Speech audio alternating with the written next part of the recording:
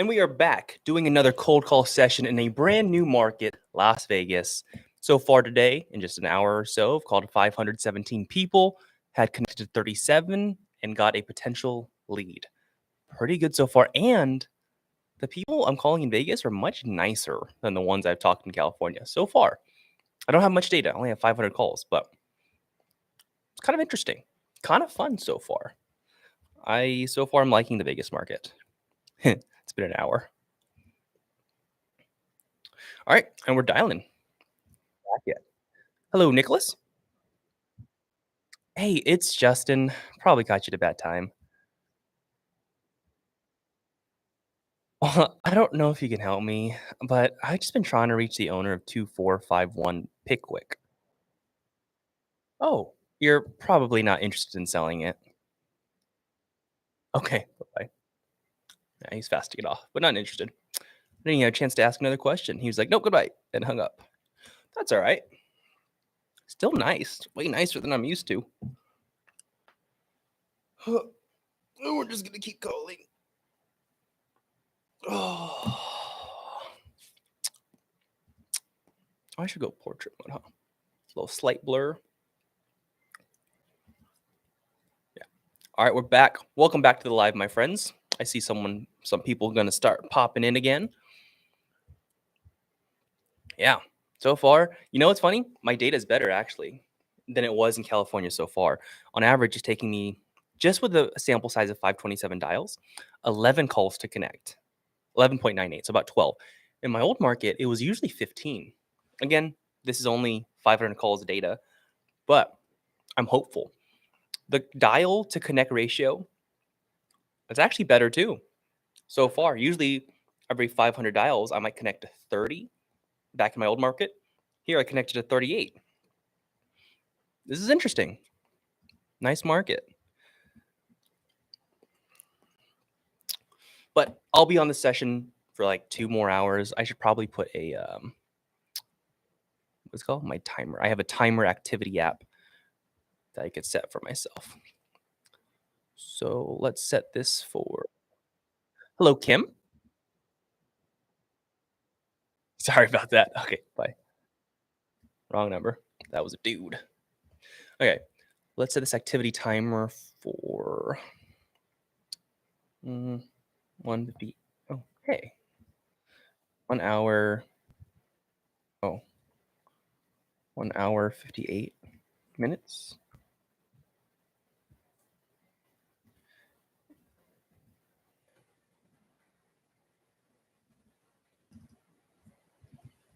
Mm, 2 hour call sesh. Start that thing. Here we go. I got the timer set, so I always have something that I'm looking at, so that it's like it's counting down from 2 hours. So I know to stop dialing and take a break in 2 hours, so I can truly go at it hard. All right, I see 3 people on now. Are you guys calling with me? Are you making cold calls with me? Are you texting with me? Do your marketing yourself here with me. And if you have questions or you just like are curious about why I said what I said or just certain conversations, let me know. I'll try to share as much as I can without revealing the seller and their voice and what they're saying. But let me know. This is your free time to chat with me. You can get free coaching. Even though I know you're not talking, you can still type, and it's free coaching. If you ever need help with anything, I'll help you work through anything.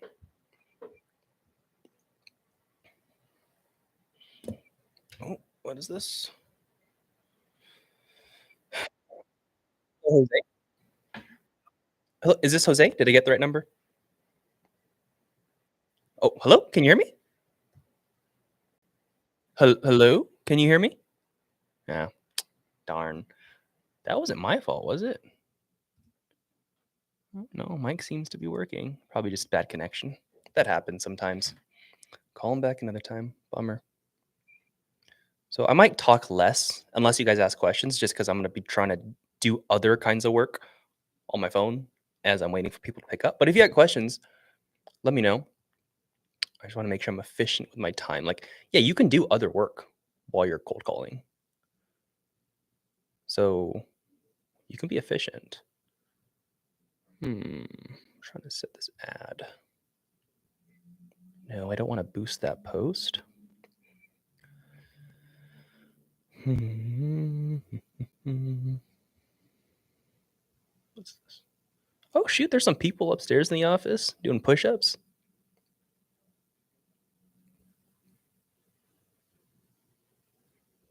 Interesting. So there are people here.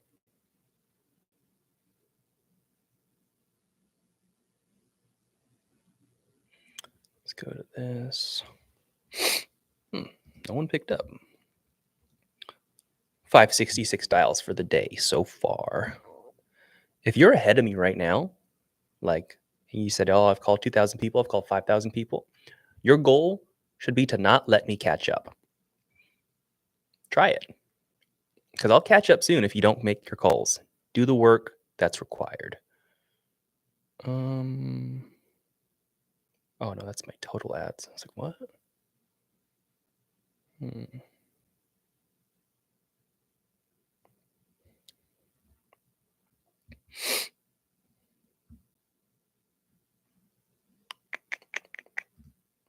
Still dialing. No one picking up. Yeah, everything's looking better so far in this data. Even my abandonment rate, it's at 3.95. My old market, it was consistently like 5%.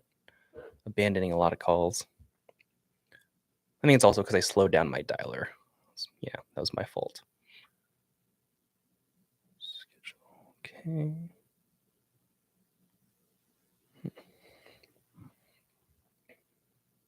Also, by the way, you know what I started doing? Maybe for the people watching, is a lot of people who are on their phones. Hello, I'm looking for the owner of 5420 Singing Hills. Oh, okay.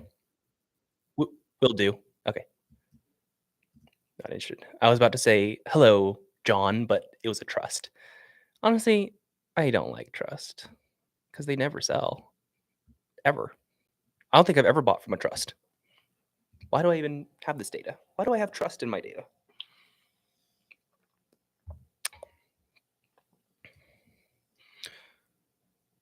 Just gotta run through them though. Gotta just call them and then remove them because you also just never know. Has anyone ever used Facebook ads? Not for homes, I guess you could, but for other things, it's so interesting. Um, it's crazy how much information Facebook has on people. Like, I'm actually blown away by how targeted you can make ads on Facebook. Like, you can look up a lot of stuff, everyone's income, their that they've graduated, their habits, their behaviors of spending. It's wild. So Facebook's got some information, and usually the people that have all the data, the good data, they win. So it makes sense why Facebook's winning. Because I'm just looking at like putting up some ads on Facebook for something else. But yeah, it's kind of cool. Has anyone ever done that? Any business people in here? Hmm. Hmm. Oh yeah, I was gonna say the thing I started doing for the people who are on their phone a lot. I try my best to not like look down on my phone like this because then my neck posture gets worse and worse. So I started acting like the old people do when they're on their phones like this. Like I actually do that now so I can stay upright. And I don't care if I look weird in public. Like I'm just gonna do this because I care about my posture and I want to keep it good.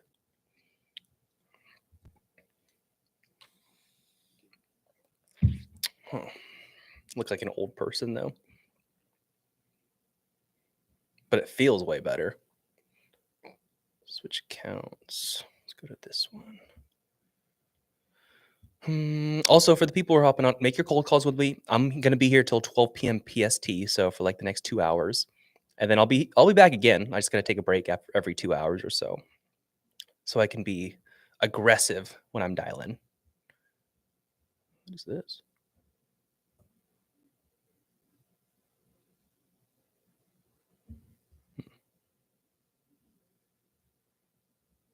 Wow, no one's picked up in like a couple minutes. 600 dials though, not bad at all. Not bad at all.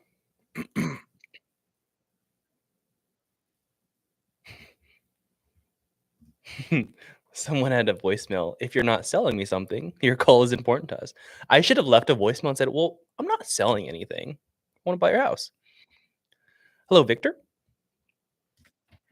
Hey, it's Justin. Probably caught you at a bad time.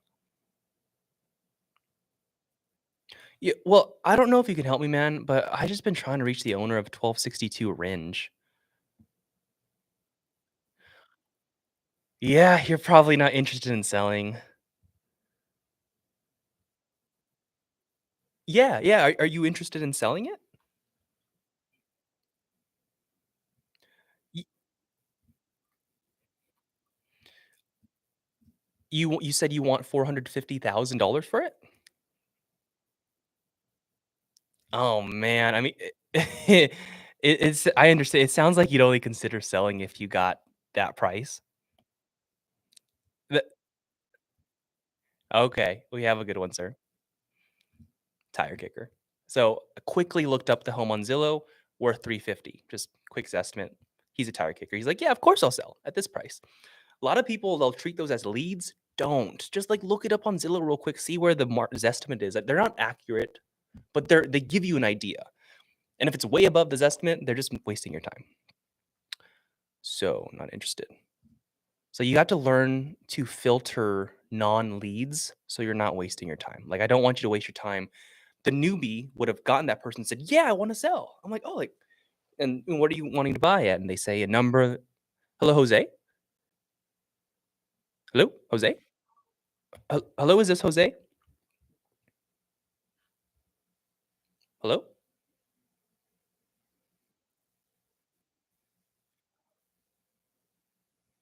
hello. Can you hear me?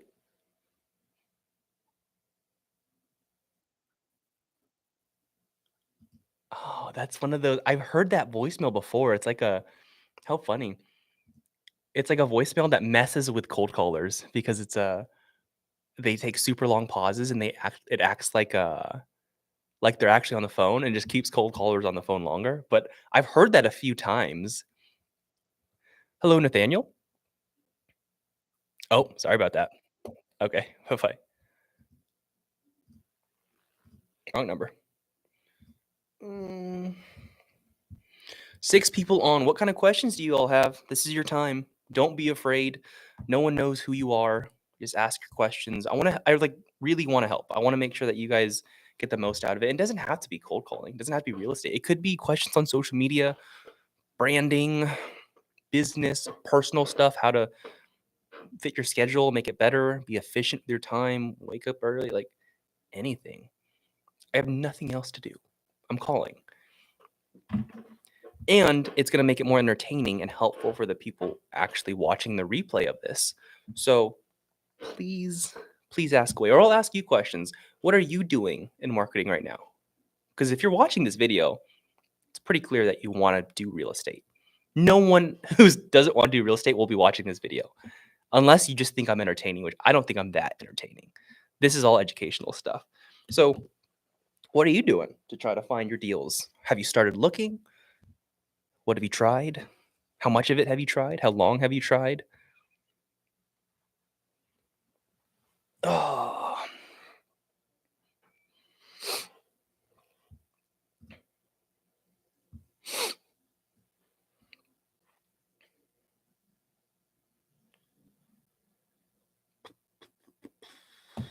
has anyone said anything? There we go. We got. Oh, I wasn't on the live chat. Okay. Chris said, you using a dialer or calling individually? Wealthy partner. I'm using a dialer. Yeah, we're using a triple line dialer. So I'm always calling 3 people at once every single time because it's a pretty big list. I have like 55,000 records or 50,000 or so records to go through. Um, yeah, I'd recommend using a dialer. Like, definitely use one. If you hand dial, call individually, it's gonna take a while. You'll be so much more efficient, promise, and you won't burn out as easily. It's kind of hard to burn out if you take breaks and you're doing a dialer. Come on, let's get a lead in this next 1,000 dials of this session because like I said, this session's about 2 hours for this cold call session. I'll probably get 1,000 dials or so. Hopefully, I get a lead out of that. Because usually with a bad list, like a pretty broad list, I can pull about a lead every 1,000 dials. So we'll see how good this list is, and should get something, hopefully. If not, just keep going. Oh, voicemail. No, you're not available, Elizabeth. Maybe I can. Oh, you know what I should do? I should spend this time to answer questions for the profit partners for the coaching pro. Hello, Antolina? Oh, my name's Justin. I was looking for an Antolina. Did I get the wrong number? Okay, sorry. Okay, bye. Okay, that's wrong. Oh, head's itchy. Oh no. Now my hat's not comfortable. Oh, this is an issue. Okay. Oh, you guys see what's going on over here? Okay, Liliana Solano, can you give us tips on time management? Looks like you set times to call, but how do you stick to that without distractions? That's a great question. And the truth is, I would honestly, you have, okay, the big thing about time management is when you set yourself a time slot to do something, you have to build confidence in yourself that you can do that stuff. Um, wait, is something in the camera? Sorry.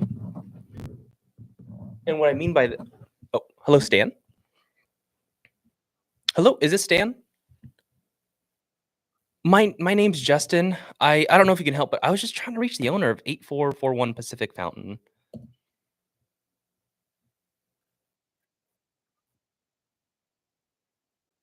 Oh man, I was just wondering if he was interested in selling his home. Okay, thank you so much. Okay, bye bye.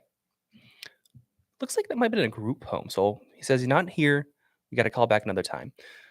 I thought he was messing with me, but yeah. The thing about time management, you got to build confidence in yourself that you can hold yourself accountable, and I don't think you get that without getting the small wins. So it's the little things. Though, like if you tell yourself, "I'm gonna wake up at 4:30 a.m."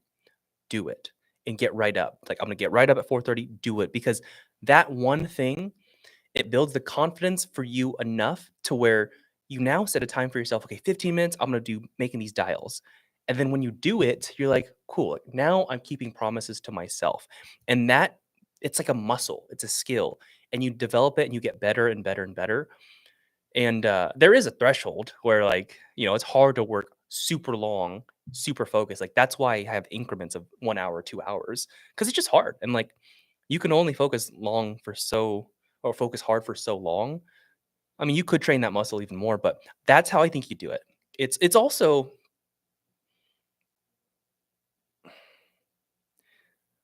for me, it's realizing how important something is to you.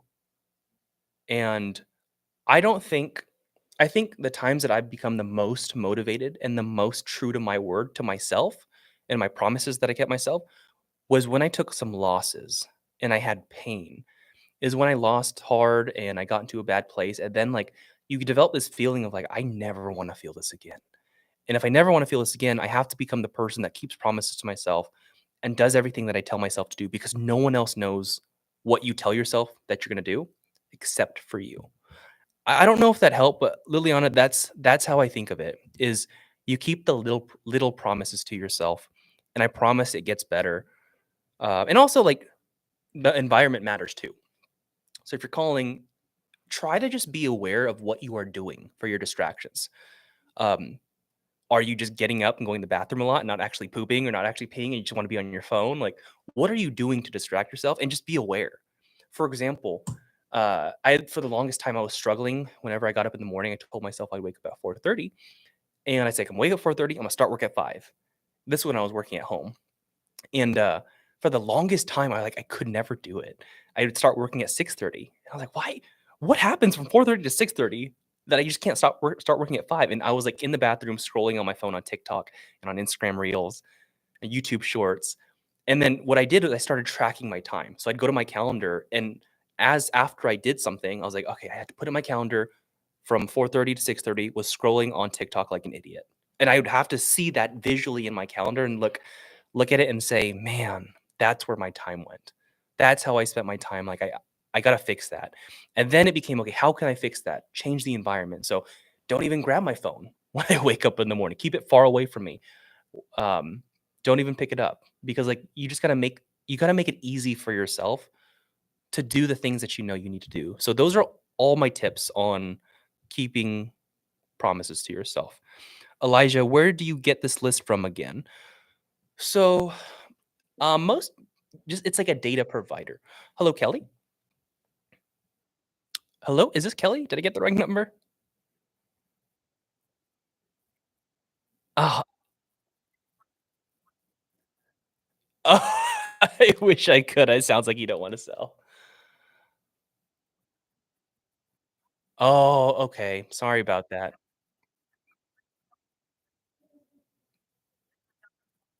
Okay, I'll take you off mine. I'm sorry. This is the first time I'm calling you. Okay. Mhm. Bye bye. She's been getting a ton of calls on that. I could tell. Yeah, Edwin, I got this list from a mixture of PropStream and another data provider, Wealthy Deals, but that's like more of a private thing that only students have access to.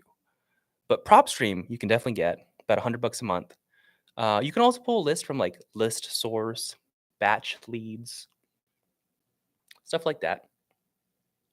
PropWire is a free one. I've never used it, but I've heard people using it and having success. But essentially, they're just places of data where you can filter homes by certain criteria that you like. So maybe you want to filter homes by like, I only want single family homes in this zip code of this city. And maybe I just want homes that are over 700 square feet, maybe people with a lot of equity in their houses. Like you can overlap a bunch of criteria. And now you have a list of people that you like, that you want to go after. And then you got to find their phone numbers and call them. You can also compile a list of data for free. Like I said, PropWire is one. Hello, Jose. Hello, is this Jose? Hey, uh, perfect. My name's Justin. I don't know if you can help me, man, but I just been trying to reach the owner of 2205 Wendell.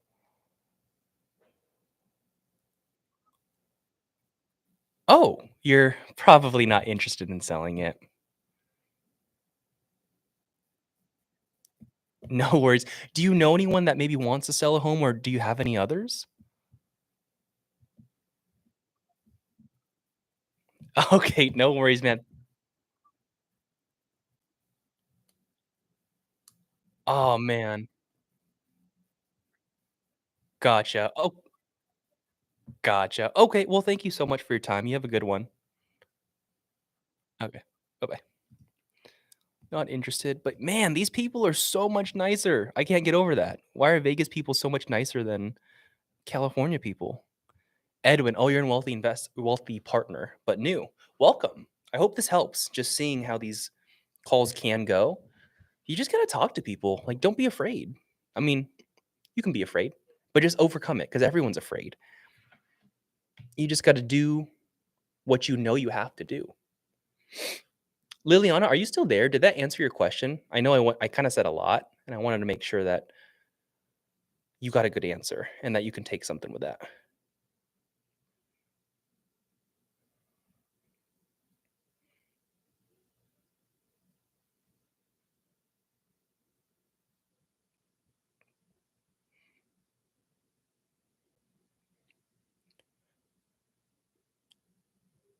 Also, for the people on this call, are you marketing right now too? Please tell me you are. Tell me you're cold calling or texting or something. I want to hear your stuff. Adam, what's up, man? Good seeing you again after yesterday call. Quick question: what CRM am I using? I use Podio. I really like Podio. I've used it for years, and good CRM. I think it's still free. I think it only becomes paid when you add an employee. Although they might have changed it. They might have had it made it like $9 a month. I'm not sure, but yeah, I like it a lot. Perfect, Liliana. I'm so happy that helped. Adam, I know you're in Texas. Where's everyone else? Hello? Hi. I don't know if you can help. My name is Justin, but I've been trying to reach the owner of 4200 South Valley. It's a unit.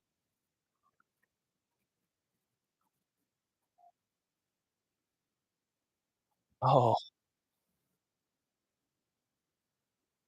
Gosh, sorry about that. Okay, I'll take you off so I won't call you anymore. Okay. Thank you. Okay, bye-bye. Wrong number. I'm pissed that these people are this nice. Why did I deal with mean people for years in California? This is crazy. 700 dials, only one person that called me a scumbag. I would have had like 10 by now in California, maybe more. Atlanta and then Sacramento. Okay. What are you looking to do? Liliana, Edwin, you guys looking to wholesale? Looking to flip? Hold as rentals? Anything I can help with that? Yeah, Adam, you said these Cali people are wild. That's why I move out here to Texas. Are those people nice on the calls? Like, I don't know if you keep track of this data like I do, but I just know that the rate of mean people in Vegas so far, I've only have 700 calls. They're so much nicer. Like, hello, Geraldine. Hey, it's Justin. Probably caught you at a bad time. Oh, well, I don't know if you can help me. I've been trying to reach the owner of 2636 West Street. Oh, you're probably not interested in selling it. Oh, are you remodeling and wanting to sell or like what are you wanting to do? Oh, okay. Okay. Would you happen to have any others you might want to sell or know anyone that wants to sell a house? Okay, you have a good day, okay? Bye-bye. Not interested. Wow, no wonder so many people like to do real estate in Vegas. Yeah, super nice. This is weird. This is so odd. Like, I'm actually having conversations. I just get chewed out all the time in California. I did that for years. Wow. I'm pissed. What was I so scared? So, this is a lesson for you all. If you know you want to make a move, make a big move, and maybe change markets or be in a market long term, want to live in that place long term, don't be afraid. Go for it. Try. I was afraid to change markets. I was in my own market for 5 years. And when I knew I wanted to stay in Vegas, I was still doing my old California market because that's what I was comfortable with. And I knew I could still get deals there. And I did flipping and wholesaling virtually for 3 years. It was hard. It was harder. And I'm really excited to try Vegas in person, like be in my market again and live here. So, and with these people that are nice, oh my gosh, we're going to crush. We're going to crush this. Liliani said, you're part of Wealthy Partners, but also want to do your own flips. Perfect. Adam Vasquez, I think I want to move to Texas too. Nice. Well, hey, Liliana, if you guys want to talk like, I guess this is a random live. So, I mean, I'm happy to help you guys if you want to talk about your flips and like, I guess how you approach stuff. I don't know what kind of questions you guys got, but this is your chance to actually chat with me more. And I'll be doing this all day, taking breaks. I'll be on this particular live for an hour 30 more. And it makes it so much easier talking to these kind people. No one else. I think there's one person else in the office. I can hear them. Yeah, I hear someone. But apparently it's Nevada Day in Vegas or Nevada. And so everyone just takes off work on Nevada Day. How weird. Why do they have a Nevada Day? I don't think there's a California Day. I don't know. States are interesting. I pay so many less taxes now after talking to like uh, the legal people and like the LLC people, insurance people. It's like, wow, like everything just got cheaper moving to Vegas. It's pretty cool.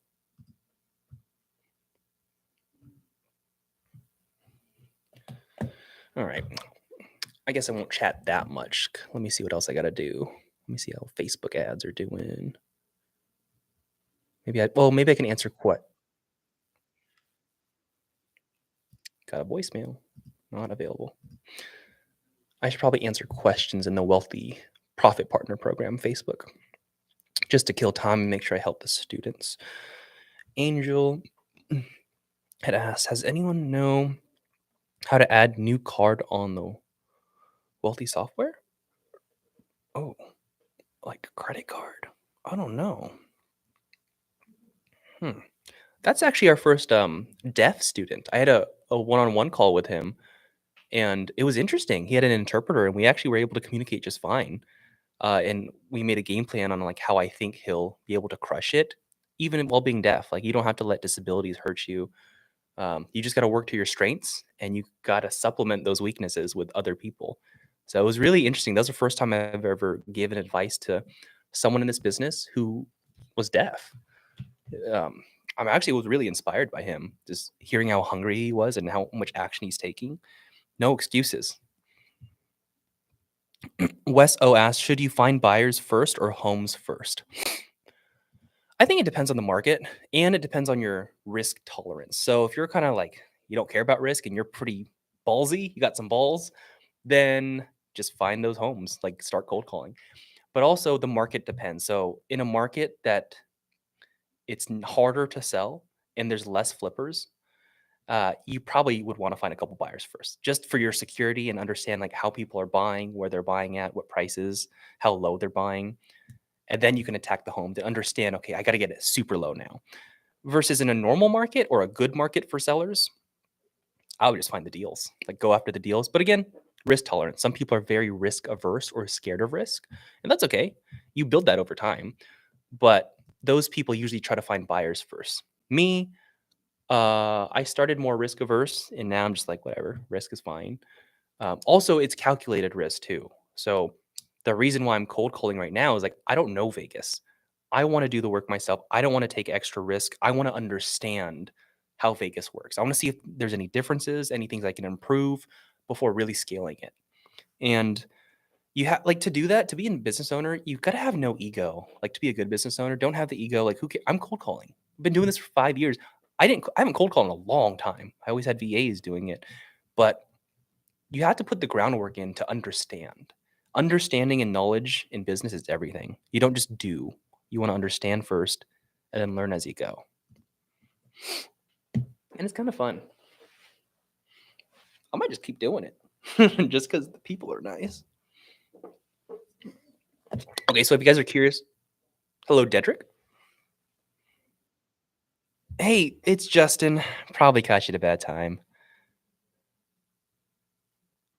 Yeah. Oh, I don't know if you can help me, man, but I've been trying to reach the owner of 1105 Evans. Dang. Oh, yeah, I'll take you off, man. This is the first time I called you, though, but I won't call you again. Yep. He's been getting called a lot. It's probably all you guys, all you wealthy profit partners. You guys are all calling this list and annoying people. So am I. That's all right. Took him off the list. Also, please, if someone says take them off the list, take them off the list. Don't be a jerk and keep them on and call them over and over again. I think that's just messed up. Some people do that too. And I hear about it. I'm like, really? That I'd be pissed. Hmm.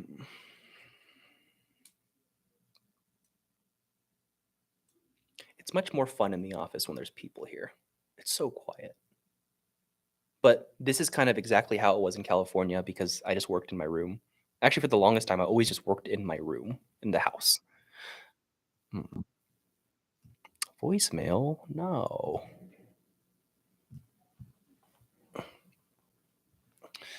What other questions you all have? Whether it's real estate, whether it's marketing, social media, personal stuff. That's kind of all I know. I know fitness stuff too. I mean, I did. I'm on the journey of losing more weight because I let myself go too much, and but still a big passion of mine. I'm very knowledgeable about that stuff. So if you have questions on that too, let me know. And as far as real estate goes, I've been through a lot of it. Not all of it, but a lot of it. Lived through a recession as an active flipper, and that gave me a whole new perspective. Off all the people in 2008 who struggled, I understand. I think I only got a glimpse. Adam, yeah, asked, are you at Ryan's office? Yeah, I'm at Ryan's office. Or do you have your own office? No, I just moved to Vegas. And a big reason too is like when I was talking to Brian Davila, he's like, dude, just like work in the office. And I got my own desk, my own office. And I'm like, this is pretty cool. Like, it's kind of fun. Um, I haven't worked in an office in a long time. I've always just worked in my house. So It's kind of fun being around people. Like, yeah, because the game of entrepreneurship, especially when you're hustling and you know everyone else at the office, they come at 9, I come at 5. They all leave at 4:30, I leave at 6:30. Like, it's lonely, but it makes it less lonely when there's other people here. So that's kind of why I encourage you guys to like hop on these calls because you don't have to feel alone. You said you had your fourth kid, so your office is now the master room closet. Yep, I love that, man. I like those. I like the tight spaces because it like you have nothing else to do but work. There's nothing else to look at, no one else to talk to. It's like you just have to work. When I first came here though, I was looking for little office spaces separate from this office I'm at, and I found one that was like super tiny, like this small and like this length. So it's just enough for a small little desk. It was like a closet. Like it reminds me of like Harry Potter and the closet underneath the stairs. I was like, dang, and it was I don't know, like 50 square feet, super tiny. I was like, oh, like maybe I should get this because like I would just grind. Also, the thing I love about here, dude, they got crazy Wi-Fi here. I've never seen this fast of Wi-Fi. Oh, you're the same way, Adam? You said you feel like Harry Potter in there? There we go. Yeah. I almost chose to get that office over like a bigger office, because I was like, "Wow, this is kind of that would be interesting." I think that's what Alex Hormozy does too, and, I've learned a lot from that guy. I think you can have, like, a master's in business if you just watch his content. Like, if you honestly, like, watch all of it, you'll learn a lot, as long as you actually do it. Do the parts that apply to you. 800 dials so far in a new market. We love that. 10 abandoned calls, 55 connects, 1 lead. Let's see if we can get another one in the next 200 dials. That'd be cool if I got 2 leads in 1,000 dials. That would be pretty solid. I'm talking real leads too. I know a lot of people say they get leads, but they're not. Oh no, it's 10:37. I already got to pee. Huh. I told myself I'll dial for an hour 23 more. I'm going to try. But if I really got to pee, oh, I'll go. Like that's the hard thing too is I do drink a lot of water. And sometimes when I tell myself, no, sit at this desk for 2 hours, be dialing, I'm like, but I really got to go. And I have breaks for pee and poop and eating. Sometimes, sometimes you get a voicemail. Hey, where'd all the people go? Why aren't you guys answering? 10:37. Oh, it's Friday. Yeah, makes sense. When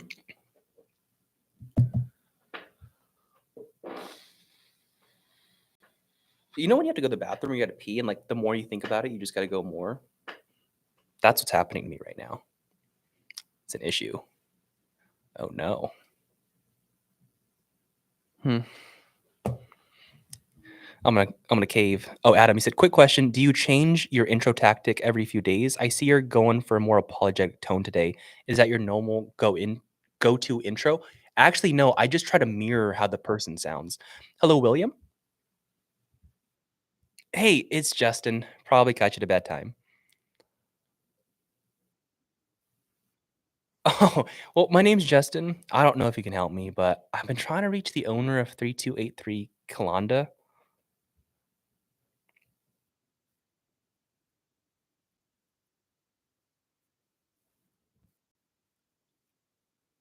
That's okay. I'll give you a call back another time, maybe.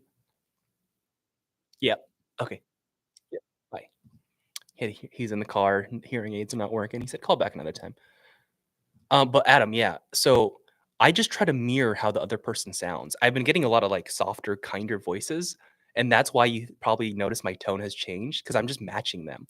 California, they're mean or they're aggressive, so I'm matching them more like into them tone. And it's actually interesting because I've heard of Brian Davila talk about like how he spoke to sellers here, and it seems that that's what I'm doing is just because like it's matching them. It's I don't know, just being a step behind and if they're excited, I don't want to be just as excited. I want to be a little bit less. If they're kind of hesitant, I want to be like even more hesitant and apologetic and confused. Um Yeah, so that's what I'm doing, and I do sometimes I do change the intro just depending on it's also what they say. So sometimes if they'll say like, "Oh, like, can you say that again? I couldn't hear." I might just go right into the question of like, "Hey, you're probably not interested in selling. I'm looking for the owner." Versus if we get a clear start, then I'll kind of bring up the, "Hey, probably caught you at a bad time." And I do mess with stuff, but like I've tried a bunch of scripts, man. So far, this general intro that I use, it's been my favorite. It's Steve Trang's. It's his disruptor training. It's awesome, dude. It's and I was super hesitant about using it because all the language, it sounded weird when I first came across. I was like, man, does this really work? And then I went through the course and his coaching, and I was like, I get why they say these things now. It's because his objective is different. The objective of my script is to disqualify people and get off the phone as fast as humanly possible so I don't waste my time. A lot of other cold call scripts, the objective is to qualify the lead. So you're just prodding more and more, talking to like not really leads. My objective is like calling them out and like, hey, I'm pretty much saying, hey, you're probably not a lead. And I want them to tell me, no, I am. Like, I want to sell. So that's what I'm doing. And it makes me more efficient. And I'm the most comfortable with it. And again, I've tried a lot. So that's why I like it. There's a lot of psychology behind it. Yeah, for sure, man. Happy to help.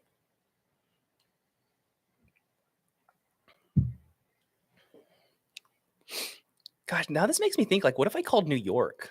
Would I just get a bunch of aggressive people?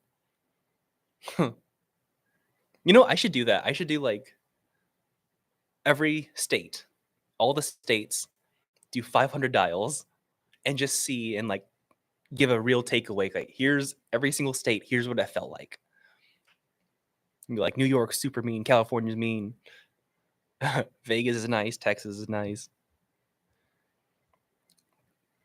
Yeah, MH said you just choose California as your market for profit partner. Should you consider changing to another market? California seems like a bad choice. Well, no, you can get deals in California, but in my market of California, the Central Valley, I got a lot more mean people that I'm getting right now. But you'll still get the same amount of deals. You just gotta, and I honestly, I think it's a good thing. I think it's a good thing for you to hear the heat, hear the mean people, because once you go through it, nothing will phase you. Nothing else will phase you. No one's opinion will matter to you. You're like, oh, whatever. Like, I've heard worse.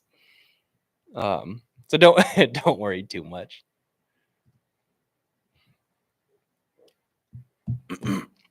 Okay, maybe I should answer more questions from the Facebook group for the profit partners.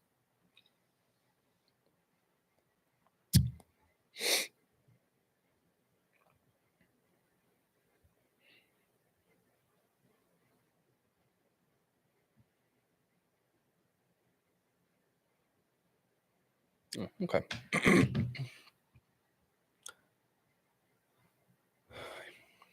Also, for you guys wondering, like, I finally got a little whiteboard behind me so I can zoom the camera in if needed to teach.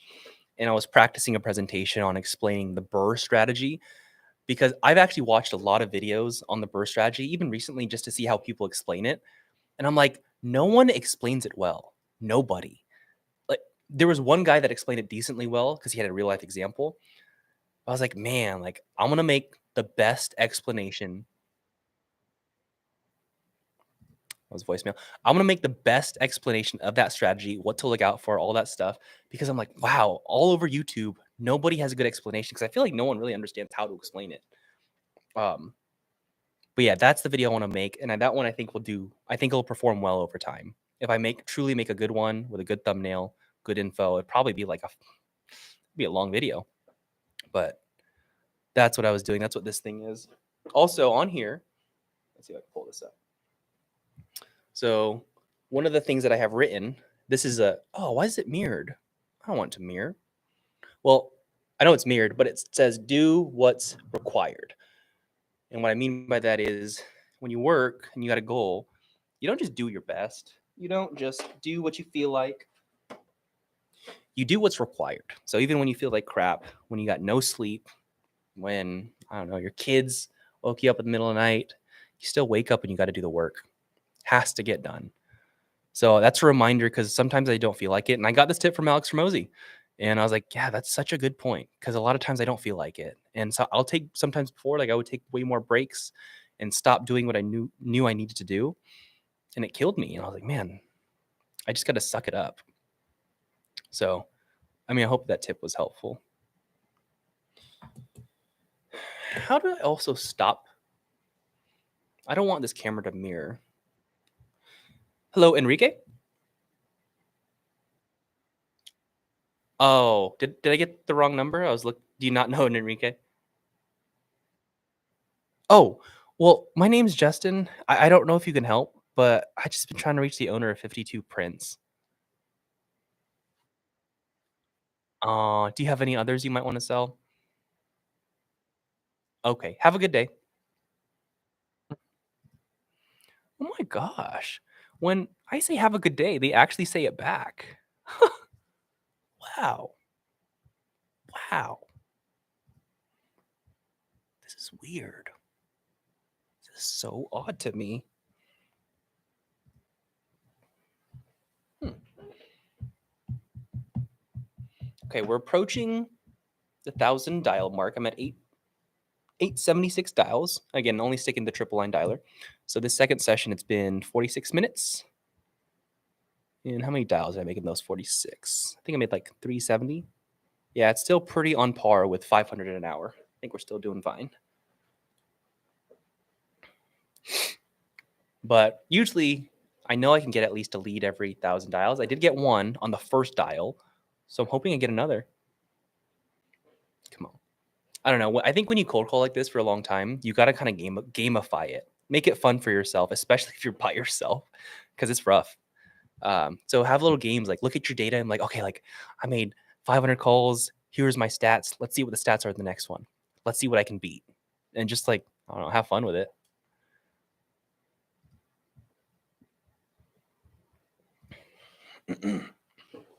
Oh, hello, Steven. Hey, it's Justin. Probably got you at a bad time.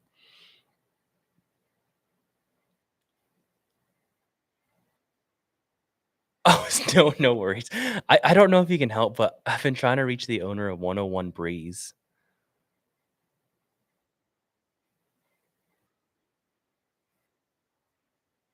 Oh, bummer. Do you have any others you might want to sell?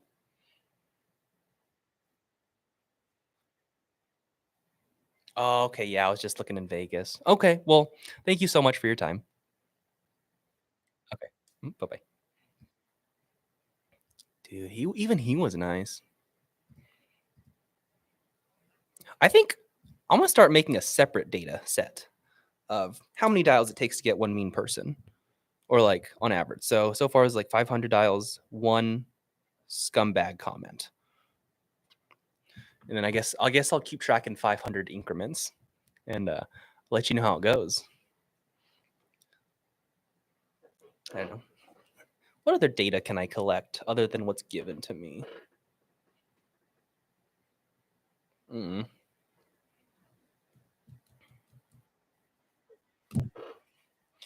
Ew, a voicemail and it's a trust. I'll just say not available and call them back another time. I hate trust.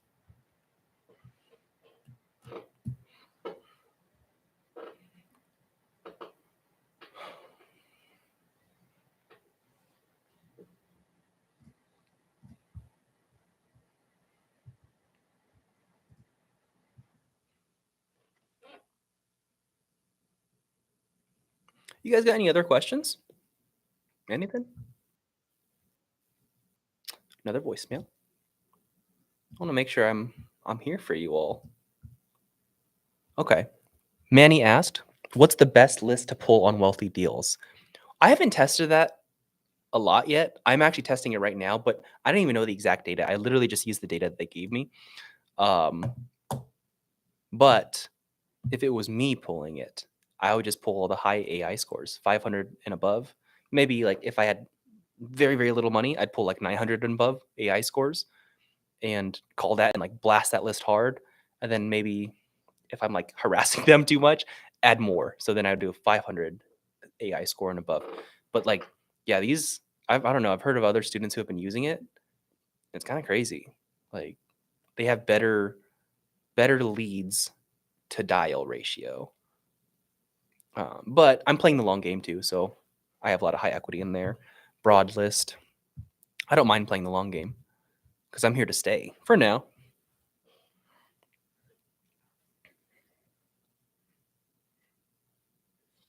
Okay, so if you guys are curious on this data, 906 dials, 600 did not answer, 221 were not in service numbers. Bummer.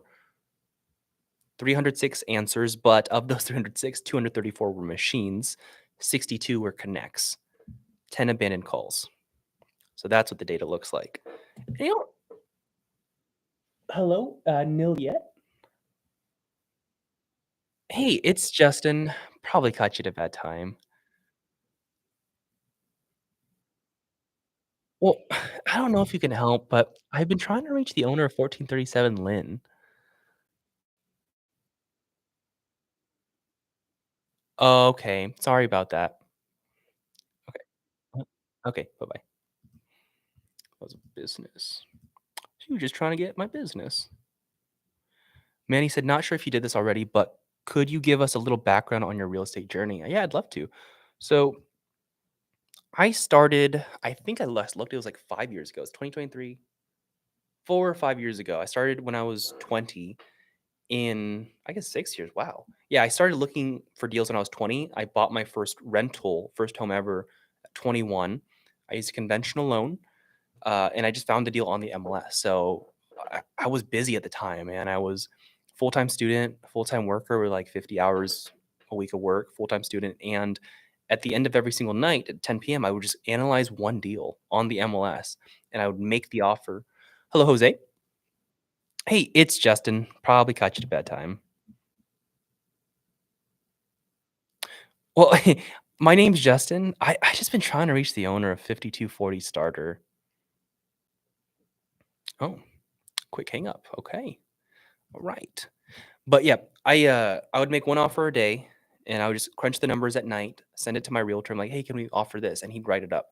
And we did that every single day. I didn't necessarily make an offer every day, but I analyzed every single day. And I got my first deal after 6 months, first rental, cash flow $200 a month for a couple years. And once I bought it, I was like, "Man, I want to keep doing this. I want to keep going." But I didn't know how. I thought I would just have to save money from my job, just like I did before, and just buy one home a year. And I came across my first mentor. His name was Terrence. And hello, Ivan? Hello? Oh, you don't know Ivan? Did I get the wrong number? Sorry about that. Okay, have a good one. But yeah, I was like, when I first came across my first mentor, I essentially ran his house flipping operation. I didn't even know how to flip a house, but I had a deal and I was 21 and he knew I was hungry. And he was like, here's what I can do for you. He's like, my house flipping guy is leaving. It was a guy who ran his house flipping operation. He's like, you can take over for him. And I was like, but I don't know how to flip a house. Like, is someone gonna teach you? Hello, Marcia? Hello, is this Marcia? Is this Marcia? Hey, it's Justin. I don't know if you can help me, but I've been trying to reach the owner of 448 Las Casitas. Okay, thank you. Yeah, she's quick to get off. But I keep getting interrupted.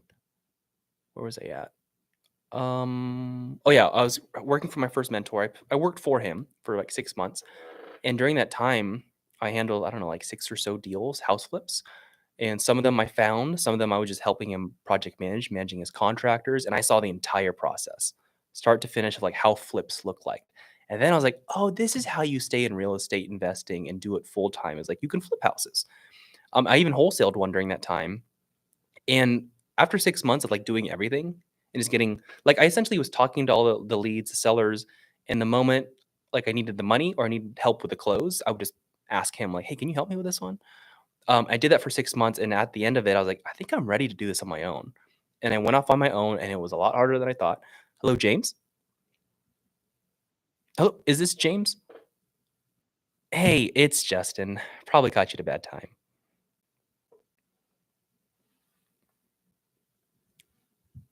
Hello? Oh, well, I don't know if you can help me, man, but I just been trying to reach the owner of 2209 Bristol Bay. Oh, bummer. You have any others you might wanna sell? Alright, have a good one. Understood. But yeah, I went on my own. It was a lot harder than I thought. I didn't realize how much volume it actually took because on some of the deals I found from, I got lucky. He actually gave me a really good list, very targeted niche list. And I thought, okay, I just got to keep calling 500 people and keep getting these deals. But no, it was a learning process. Um, and then I started to understand. I was like, okay, like it takes some work, takes some volume. And from there, I just started flipping and wholesaling myself. A lot of cold calling, a lot of MLS activity. I would find deals from wholesalers, flippers. Did that for a year or two, and then I moved to Las Vegas. And I still operated my flipping and wholesaling operation for 3 years virtually, flipping houses, wholesaling houses, and I went back. Well, like that's the start. You asked for the origin. There's a lot, but that's the start of my story. Liliana said, when they hang up on you, do you eliminate from the list, meaning never call them again, or do you add them back to the list? It kind of depends on how the hang up is. If it comes right after I ask the question of like, are you interested in selling? And they maybe leave a comment and just hang up, then I'll take them off. I'll say not interested. If they just hang up without me even asking the question, I'll call them again because I never got an answer. So like, it's in their best interest for them to say something because otherwise I'll just keep calling them until they pick up again.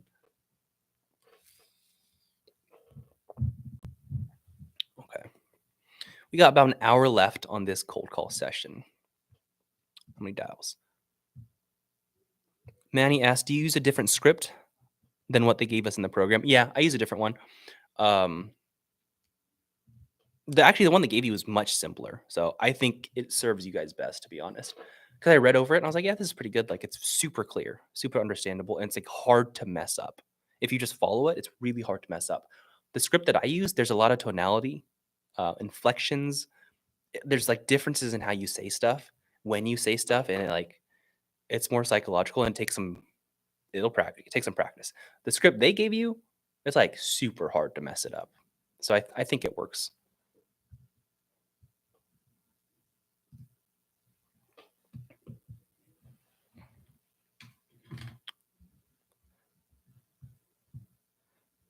Ooh, Wisher said, you just followed up on my lead and you scheduled your first lead. Let's go. Oh, yes, you said this is such a high. I'm happy for you, man. I'm pumped for you. Tell me about it. Like, how many calls did it take? And what were you doing to find it? What kind of list you pull? Like, tell me it all. And I'll explain it here because I know people can't hear your voice. But I'm pumped for you. Let's go. Share that in the Facebook group and say you got it while you're dialing with me in the call session, and it might inspire other people to get after it. But heck yeah, we love that. That makes me so excited. Like I don't have to coach, but it's so exciting to hear these wins from profit partners or students. Uh, it's just exciting because I think the real estate investing industry, the investors themselves, the wholesalers themselves. Hello, Fermin? Hello? Is this Fermin? Did I get the wrong number? Sorry about that. Okay. Okay. You too. Wrong number. But yeah, the people who've been in the game a long time and had some success and are crushing it, they understand the hard times. That's why I really like the community. Most communities in real estate investing, they're so friendly. They're so helpful because everyone gets it. Everyone's like, yeah, I know it sucks at the beginning. I know what it feels like. I know I have to eat crap. I have to live like crap, frugal. Um, so I don't know. There's been different communities, like even the real estate agent community, very different. Not as nice, not as helpful, not as open. Like I literally share all my secrets, all of them. Like I'm not holding anything back. And I think a lot of people are like that in the investing space. Justin, do you use VAs? Not at the moment. I did the last time I had a cold calling campaign. I had two VAs consistently calling. They're each calling 6 hours a day. And then I had a lead manager. Hello, David. Oh, hey, it's Justin. I don't know if you can help me, man, but I've just been trying to reach the owner of 292 Pheasant.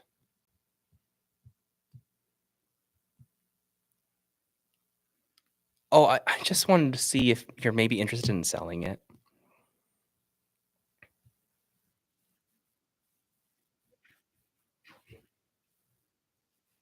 Oh, I'm sorry. This is the first time I'm calling you, but I'm happy. I'll take you off the list, man.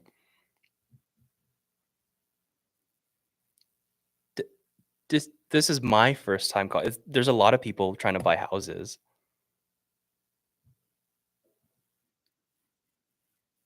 Yes, yeah, for sure. I'll take you off right now. I promise. Okay, have a good one. Okay, okay. Do not call. Oh, that's all you profit partners. You guys are messing these people, huh?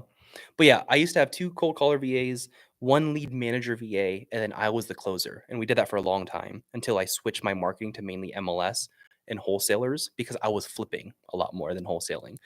And I was open to just buying deals. So before when I did that, how it worked is, hello, Lorraine? Hello? Can you hear me? H- Oh, hung up on me. Maybe that was an hearing aid issue. Say not available. Call you back another time. But yeah, so how it worked is the cold caller would call. They'd get VAs. They'd submit web forms to go to drop the leads into my Podio. It would automatically assign to the lead manager. They would call the lead that they sent to make sure that it was actually a lead and follow up with them, gather more information. And if they weren't ready to sell just yet, they'd follow up with them until they were near ready and like more warm or hot. And then they would send it to me and I would close. So that was my system for a while, but now I'm in a new market, starting fresh. I want to understand everything. I want to understand if the data is different when I do the cold calls so that I know how to hold people accountable to this market and this data. I just want to understand the intricacies. Um, and I want to teach too. So yeah. Wish sure you said you're in the OC market. You made roughly 400 calls. There we go. He wasn't available at first. And then you choked over voicemail twice, and you choked when you were asking him about the property. He was defensive because hello, Ward. Hmm, that was a voicemail. I read that again. So you said he was defensive because it felt like I was asking personal questions. Yeah, that'll happen, especially like if you their tone is bad and like, but don't worry, you got it, man. You got the lead. Pump for you, and you're just gonna get better over time. The thing that helps me too, I mean, it is kind of hard because on the first call, I don't even do this, but let's say when you called them back again and you knew now it's your second conversation with them because you messed up on the first call and you didn't gather enough information. Usually, when I talk to someone another time, I'll kind of preface the call with a rule. Um, the rule is, hey, like I just want to see if this is actually one of the houses that I'm going to buy. And for me to figure that out, obviously, I got to ask some questions. Some of them might be personal. Will that be okay? Hello, Lico. Whoa, why'd you hang up so fast, dude? Not available. But yeah, I'll say something like that. And so when they give me permission, they're like, yeah, that's fine. I get it. You got to ask some questions. That later, as I'm asking these personal questions of like, hey, what's your mortgage? All this stuff. If I get pushback and they say, hello, Lonnie, why'd you hang up too? Is something wrong with my dialer? Maybe they were sitting too long. Dang. But yeah, if I get pushback asking those personal questions, I can always like step back and be like, oh, like, I'm so sorry. I'm confused. I thought it was okay for me to ask you some personal questions. And then they always, if you set the rule, they'll go, oh, yeah, I'm sorry. I did say that. Just continue. So that happens on the second call, and that'll help. On the first cold call, yeah, there's usually don't ask that because people are impatient. But if you call them again, maybe you messed up the first call, like preface the call. And the idea behind it is that when you're on these calls, you can treat it like a game. Like if you went to the park with some buddies and you played football, you don't just start playing the game. You set the rules. You're like, here's the end zone, 10-yard line, 50-yard line. Here are the rules. Now let's play. We're playing a game too, but now it's like, here are the rules. Hello, Landy. Hello, is this Landy? Did I get the wrong number? Oh, do you know Landy or did I get the wrong number completely? Well, My name's Justin. I don't know if you can help. I just been trying to reach the owner of 3709 Lighthouse. Got it. Okay, no worries. Thank you so much. Okay. Bye bye. Uh, do not call. Well, actually, not interested. That's the better one. I was like, what did she say? But yeah, set the rules. Yeah, you said you all you did was end up apologizing. Yeah. Um, when you talk to people, the thing that helps the most when you're new is you're okay to act new. You're okay to act confused and act dumb because usually when you act too smart and too professional, it actually scares people. Like, hello, David. Sorry. Okay, wrong number. For example, if I'm reading the script of mine, and what if I'm too confident? I'm like, "Hey, David," and he's like, "Hello." I'm like, "Hey, it's Justin. Probably caught you at a bad time." And it's like, "I don't know if you can help me. Trying to reach the owner of 3775, whatever it is." Like, tonality matters. I you probably have heard my recent calls is like I'll actually act confused, a little bit apologetic, like like we call it like a lost puppy technique where it sounds like I don't know if you can help me. I've been trying to reach the owner of this, and it's super soft. It's it's apologetic. It makes them want to help you. Like because when you say I don't know if you can help me, someone will listen more. Like okay, actually, like well, let's see how I can help you. Um, but yeah, that's that's what I do. And it's okay to act confused, like, you can tell them, I'm confused, I'm sorry." Even the savviest investors, they'll act that way for certain types of conversations, and it's so interesting to hear because they like, once you know what they're gonna say, when they're gonna say it, you don't wanna act like you know what they're gonna say and when they're gonna say it. You still gotta act like you're at the same level as them, both in tonality and, like, I guess, intelligence. You don't wanna use big words, you don't wanna confuse them.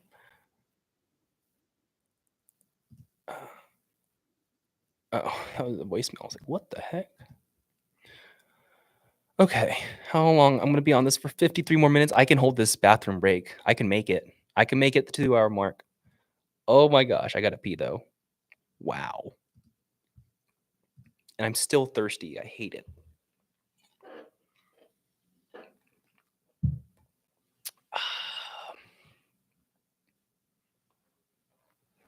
Oh, I've been slouching.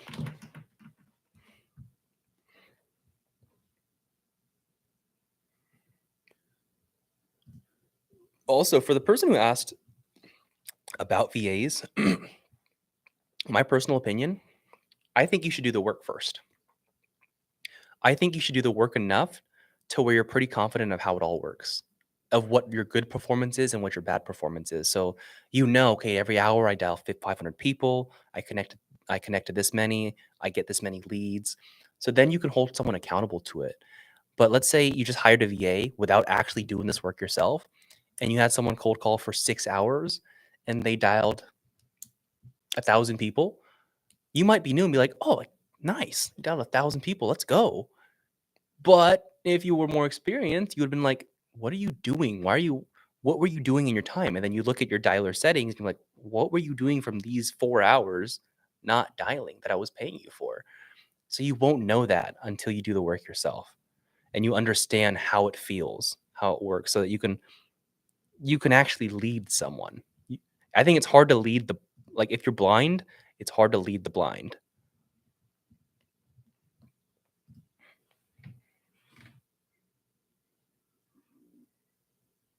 Ooh, my Vegas LLC is done. Did I get the name I wanted? Find it out later. Nice. Let's go. Dang, it was my second choice. That's all good. Bummer though. Wow, they got everything really fast.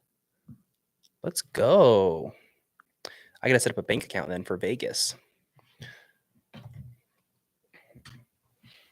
Anyone Anyone in Vegas already doing business in no good business bank place for Vegas? I might try like Wells. I don't know actually. Hmm. Good ask. Oh, yeah, it was a voicemail. Oh my gosh, I uh I have to use the restroom. But I told myself I'd make these dials straight. We can take it. I wonder who's in the office right now. Maybe I can see people. Who's in this office? Oh shoot, it's October. It's almost Halloween. I like stopped tracking any holidays, any breaks because I don't know. Every day was the same. Wow, I got 11 people on here. Why aren't you guys talking? You got any questions or are you just busy on your cold calls too or your text marketing too? But if you have questions, please ask.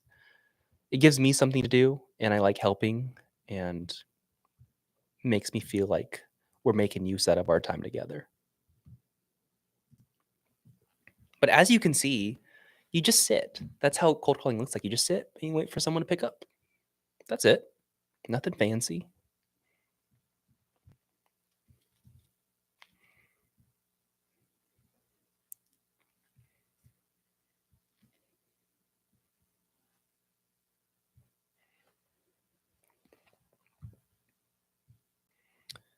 Wisher asked, "Is it a good idea to do this on holidays?" Hmm, that's a good question. When I did this more, we usually didn't. Yeah, well, I usually didn't because I would give VAs a day off. If it's just me calling, I'll probably call the holidays. To be honest with you, I don't care. We're savages. Because what if it's Christmas and someone's like, I really want to sell by New Year? And the people that didn't call on Christmas, they missed out. But yeah, personal choice. I don't think there's any laws behind not being able to call on holidays. If so, I'm probably breaking one because it's Nevada Day. I don't even think that can't be real. But my whole office is off. Nevada Day. Let's see. Oh shoot. Why? Okay, what is Nevada Day and why do we celebrate it? Because state offices are observing Nevada Day. The founding of Nevada, October 31st, 1864. Whoa. How do you how do you found a city? Isn't it just a desert? Like they just said, "Oh, this is the city now." All these cacti. Hello, Reina. Hello, Reina. Oh, you hung up on me. When to call you again, you should have said something. Not right now. I'm not going to harass you, but another time. You're getting another call. Hmm.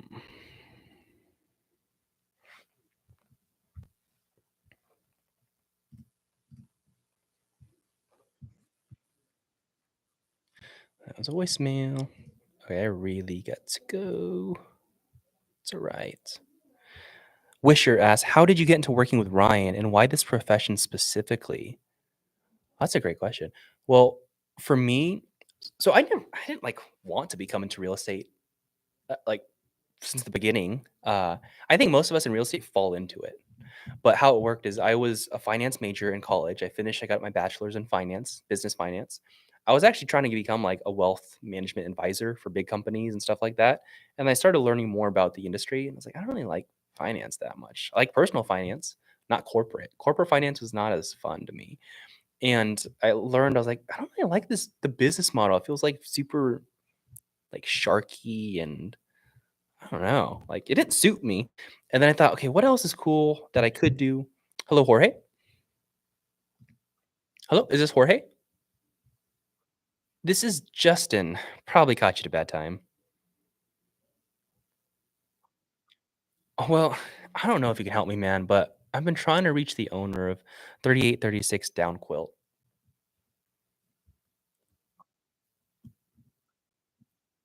Oh, okay. Well, oh, said not available. You should have just said no, you don't want to sell because if you said not available, we're gonna call you. But yeah, um, for getting into real estate again, I was like, what else could I do that's kind of investing, but something different? And I was like, you know what? Real estate builds a lot of millionaires, a lot of people with wealth. So I just started looking into it, and I first came across Bigger Pockets, their podcast. That was a game changer.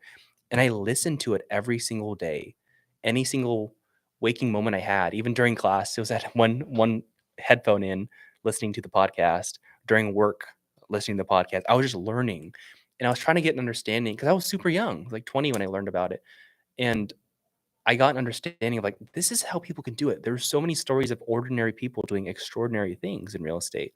I thought I could do this, and as I started to save up more money, enough for a down payment on a house, I reached out to a realtor, um, and I was like, "Hey, I want to buy a house like for a rental. I don't know how to do it. I have money though." And we just sat down. He walked me through the process, and that's how it started. Like I got into real estate as an investor first. I bought one rental first, and then I was like, I want to learn more about how I can do real estate. And then I became an agent for a few years. I actually still technically am an agent. I don't use it, but I became an agent, uh, help people buy houses, help people sell houses, and found out it didn't really help me invest more, invest better. I just helped people buy houses. Uh, so that's how I fell into it. It was just kind of like, "Ah, I don't really like what I do in finance. Let's try something similar with investing." And then working for Ryan, it wasn't until I moved to Vegas where I heard about him. I was just doing my thing in for how long was that? A couple years in California. I moved to Vegas and I wanted just to connect and network with more people who were doing what I was doing in Vegas. And his name just kept popping up. I was like, who is this dude? Everyone's like, oh, you should talk to Ryan. I was like, Ryan? Who's Ryan? No. Then I got on a call with Brian Davila. He sold me. I was actually pretty neat. I was an easy sell. He just listened to me and I was like, yeah, like I just lost out on a deal. I think it was poor sales. Like I spoke poorly. And yeah, I joined the rookie program and then I know I joined the all-star program because I wanted to scale my thing in Fresno in California. And over time, as I grew and as I started to make content and I became known as a teacher, Ryan had asked me, he's like, hey, like, you wanna coach for us? Because like you've been doing this for a while, you've been growing. You were actually really hello? Hey, this my name's Justin. I don't know, but I don't know if you can help me, dude. I just been trying to reach the owner of 1844 brand.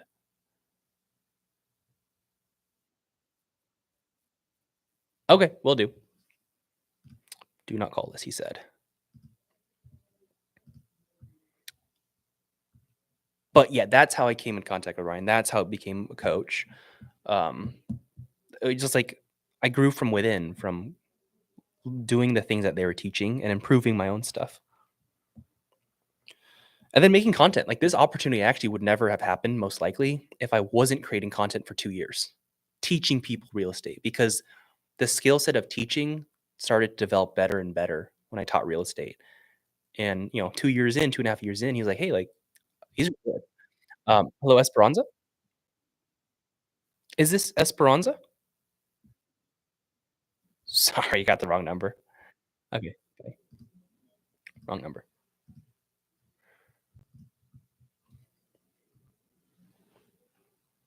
Okay, it says I got 42 minutes left on this session.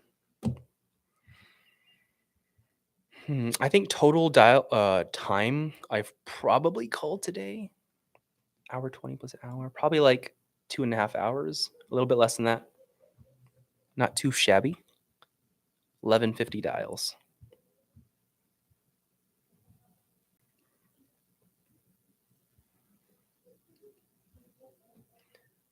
Um, if I didn't promise my wealthy profit partners that I'd be on the cold call during this time, I would take a pee break, but I'm not. Um,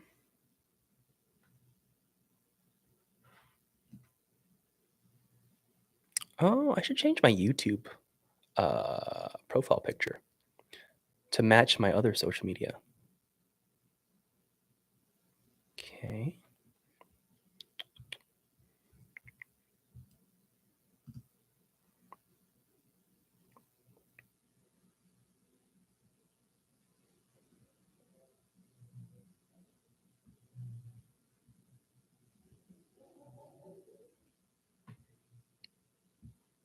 Wow, I think I hear uh, people I know upstairs.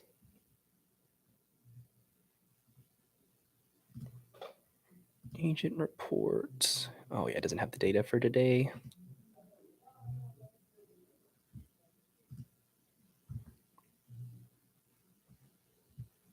Okay.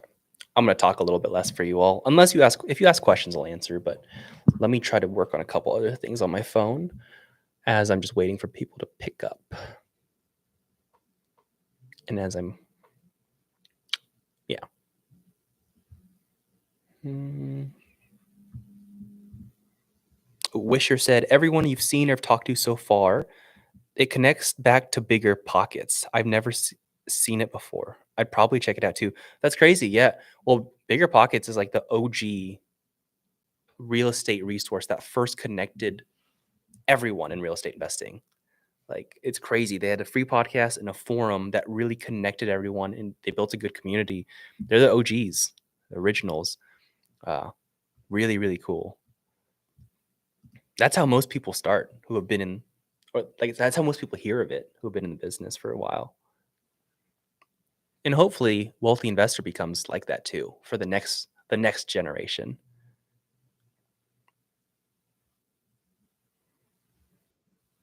Hello, Edis. Hello, is this Edis? Oh, who is this? Did I get the wrong number?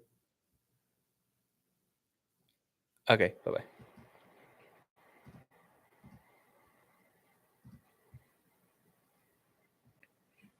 Yeah, but I think it's pretty interesting, man. Like the community is crazy. If you can build a good community, like you're set.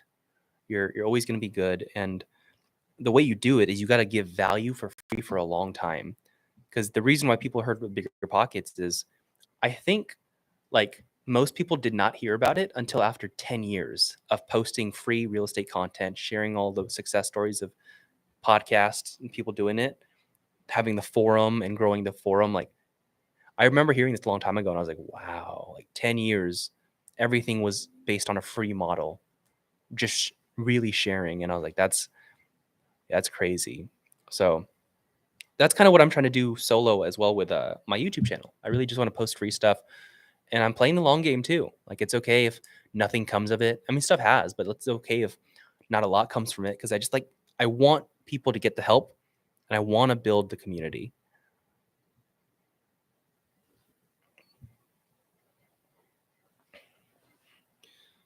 Phew. Hmm.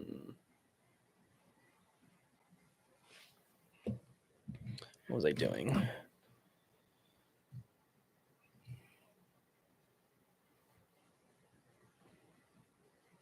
My ad center. Darn it. Where did that person go? I lost a lead on social media. Hello, Theo. Hello, is this Theo? Hey, oh, solo hablas español? Hello?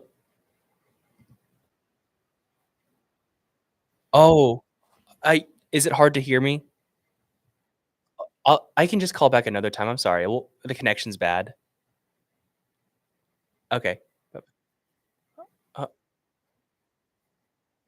okay. Okay. Connection was bad. So try another time then.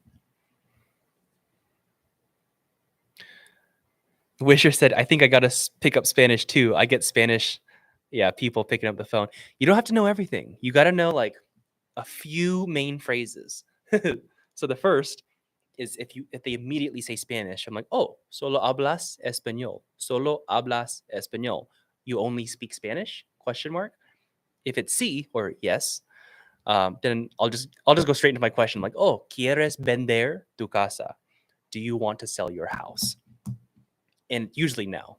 That's usually how far I get. But if it is a yes, then I say, "Ooh." I say in English I say, "One moment my partner will call you." And in Spanish, I think it's un momento, mi either pareta or mi compa what is it? Hold on. Mi pareta or mi compañero te llamará. Like my partner will call you. I don't usually use that one a lot because they usually say no. So I still have that on my other screen. Mi compañero te llamará. And I'll just get a Spanish speaker real estate investor. Yeah, because you can still pull leads out of that. And usually when you speak Spanish to them and you try, they're really nice about it. So you just need those couple phrases.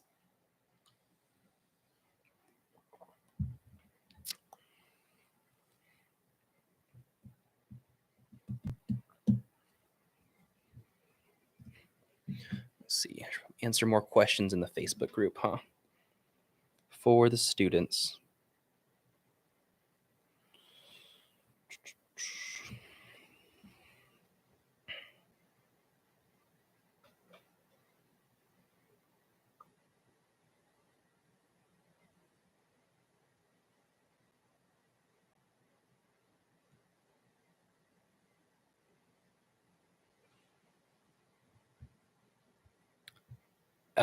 Wisher said, "Do they get Spanish speakers for us in PP Profit Partner to close?"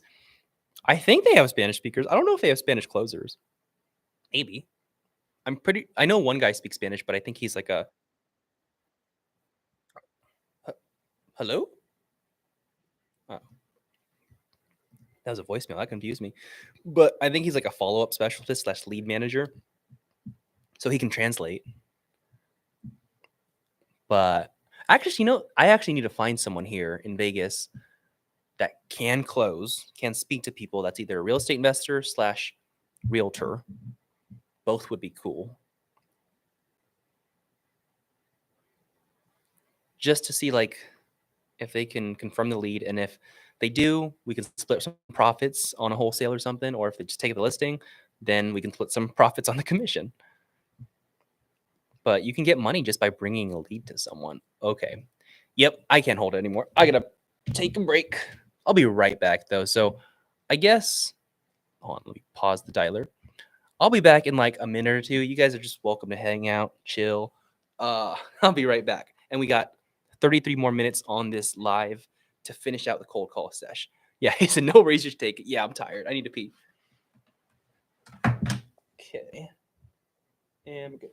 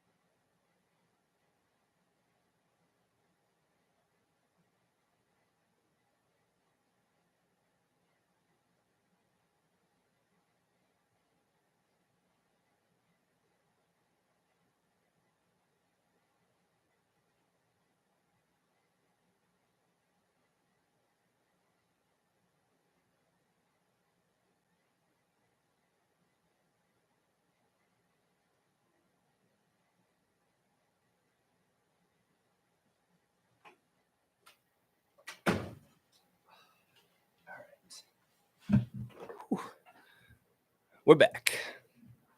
Oh, wow, you guys are still here. Let's go. Here to learn. All right. And right back to dialing. Cool. Efficient, easy.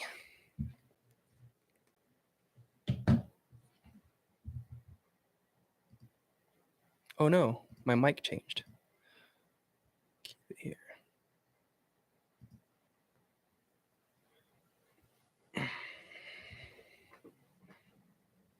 No, no, no. Keeps changing my mic choice. Please don't. There we go. Come on. That happens every time I sit back down at the desk. I think it like connects to my phone or something. All right, we're back. 1233 dials so far for the day. For Jeremiah Johnson just joined. How many numbers do you have in your dialer and how often do you get connected? So I have about 50,000 records in my dialer for my new market. How often do I get connected? So let's see. Calls, 1,235 calls, and I connected to 85 people. So what's that connect ratio? 85 divided by 1235. About a 6% connect ratio. So the other data I have is that on average, it takes me 12.73 calls to connect to one person. And this is for my new data set. This is a new market. So that's what it looks like every 12 calls, every 13 calls. But yeah, a lot of people I need to call. Oh, that was a voicemail. No fun. Yeah, it seems people answer a lot more, either like 8 to 9. The 10 to 12 time frame isn't usually not as many people answer. I get a lot of answers after 5. Yeah, the times are you'll notice some trends as you do a lot. So you said, so you've spoken with 80 plus people in the last hour and a half? Oh, not just the last hour and a half. I also called another hour before this. So 2.5 hours. Yes, 86 people. Usually on average for me, at least in this data set and past data sets, every hour I'll at least talk to 30 people. That's usually what it's like. And that's assuming I call straight. So I get 500 dials, probably talk to 30 people or more. It was actually better than this on this market so far. It was like at 40 connects per hour. Wisher said, would you reach out through text if you didn't connect? Personally, I don't know the number. Oh, personally, if I don't know the number, I usually don't pick up. Yeah, I don't pick up either, but sometimes I do. Sometimes I do pick up those cold calls.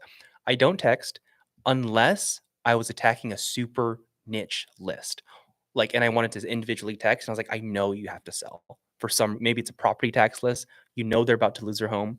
You might just know some information. So on those lists, yeah, I might go hard. I might call. I might text. I might door knock. Leave notes at their door. But for a broad list like what I'm doing right now, I just call. And you could text if you're doing like a separate text campaign for everyone. But the one-off text, nah, don't do that. Don't do that unless you have like a super niche list and you just found a way to get some data that not a lot of people have. Yeah, because for me, I did that when I had the property tax list. That's how I started in Fresno. I would just go to the county. That was voicemail. I would go to the county and get data from them directly, asking for the tax delinquent list of property taxes. And there was like a 3-year tax delinquent list. People who haven't paid taxes for their property in the last 3 years, 4 years, and 5 years. And the 5-year list, they were motivated because they knew they were about to lose their home very soon. And I would get in contact with them. Some of them I helped out. Some of them they sold their homes to me and they got something out of it. Some people actually like are so prideful that they'll lose their home before they let somebody help you or before they let someone help them. And it was the actually the weirdest thing for me to understand when I was starting out. I was like, why would you just lose your house when I was offering you something that could have saved you and you could have got some money out of it? But some people just don't want the help. Hello, Joselito? He hung up. I probably said that wrong. I'll just call you another time. I didn't get an answer.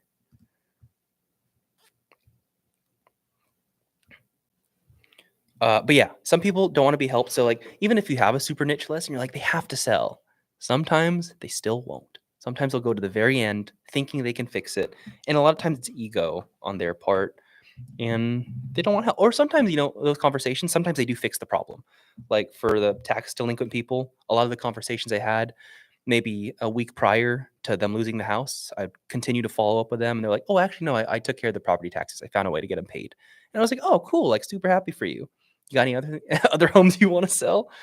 Uh, so yeah.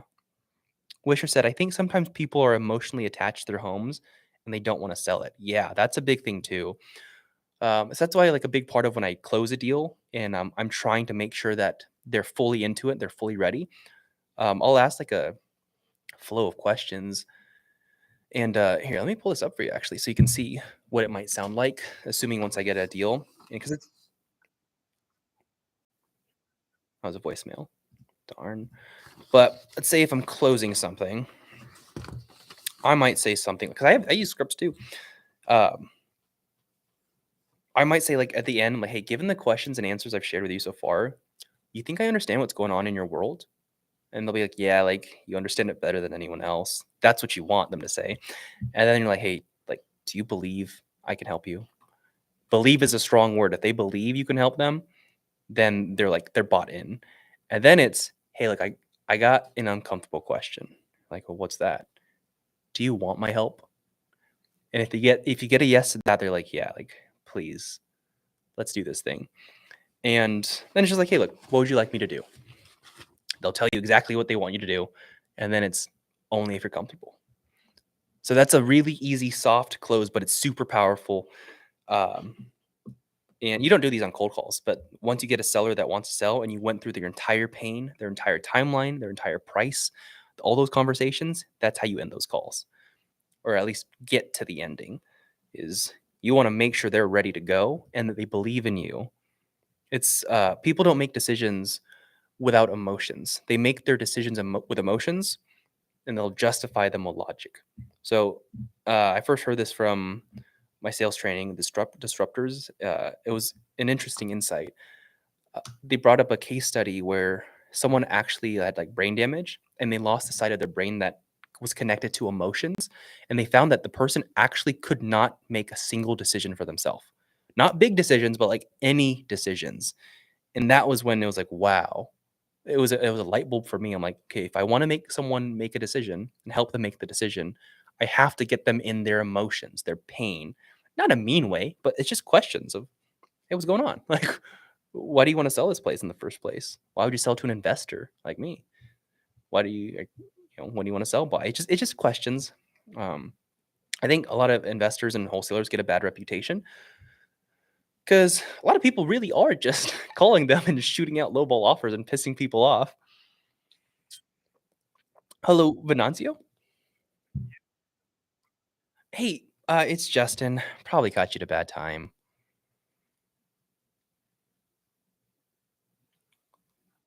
Hello. Well, hey, my name's Justin. I don't know if you can help me, man, but I've been trying to reach the owner of 205 19th Street.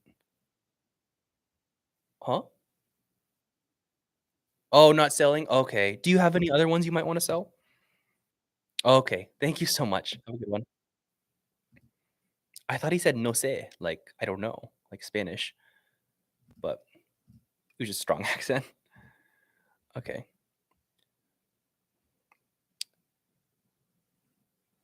Yeah, oh, Wisher, you said, yeah, you heard that recently too in a sales training. Yeah, with the decision making, emotion. Yeah, there's a reason why most sales trainings with any industry, they're talking about, like, the pain point, why the person needs the thing that they're selling or the service that they're giving, and you want the person to feel it. Because, for example, if I just talk to someone and maybe they actually are very distressed, maybe they need to sell fast and they're willing to do a discount, but you just talk price. You're like, hey, let's say it's worth 300 and you're like, hey, I can buy it for 150. They're going to be like, no, I don't want 150, even though they probably could take. Hello, Keith. Hello. Keith? Yep, he hung up on me. Should have answered. Um, but yeah, even if they would have taken that low price, if you got into the pain and understanding their situation, people want to work with people that they like, and honestly, the people that understand them. Because a lot of times when I'm talking about pain with people on the homeowners, one of the questions I do ask is, as I'm deep into the conversation, I'm like, "Hey, does anyone else know like about their problem?" And a lot of times it's like, "No, just you," because everyone's afraid to be vulnerable with their friends or family. And if you can be that person that understands them best, you you got it better than all the other investors who are trying to cold call them because you understand them now. And they know, like, yeah, you get it, you understand, like it's a tough spot. That's what you want.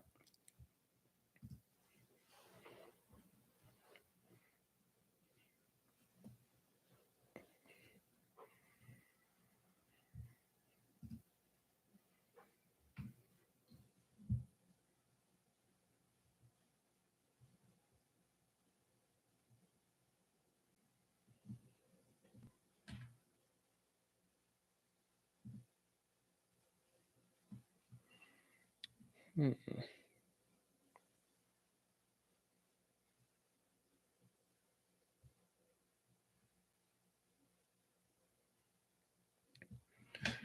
Any business owners watching this? Oh, hello, Hosenberg. Hey, it's Justin. Probably got shit a bad time. Oh, I'm not selling, but I don't know what you can help me with. I'm trying to just reach the owner of 3017 Magnet. Oh, you're probably not interested in selling it. Oh, okay. Have a good one, man. Bye. Oh, he was an agent himself. Not interested. Actually, could I have asked something? I should have asked him if he ever comes in. Darn, I missed opportunity. I should have asked him because he said he was an agent. I should have asked him, hey, like, do you ever come across like beat up properties? Because that's what I'm after. Or like that homeowners are trying to sell at a discount. I'll be on here for 18 more minutes. I'll take a break and I'll probably resume around 12:30 ish. So 18 more minutes, 1320 dials. Let's get another lead. Come on. Only one lead out of 1320 dials.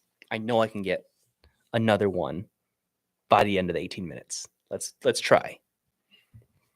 Try my best. The thing too, if you guys are cold calling, like don't beat yourself up.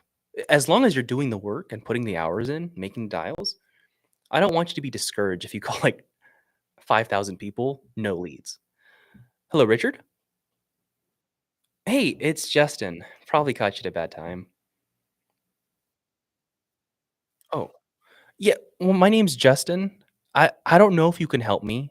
I'm trying to reach the owner of 5058 Jeffrey Street, and it's 20202. Yeah, you're probably not interested in selling it.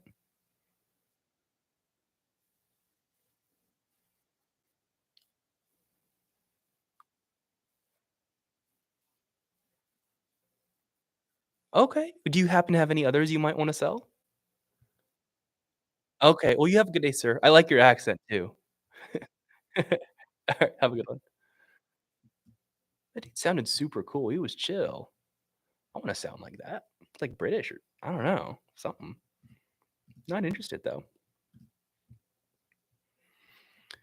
Wisher said, "I butcher the street name a lot and it causes me to choke. Do you just go with it?" Yeah, I just get. I like if I don't know how to say it, I just go with it.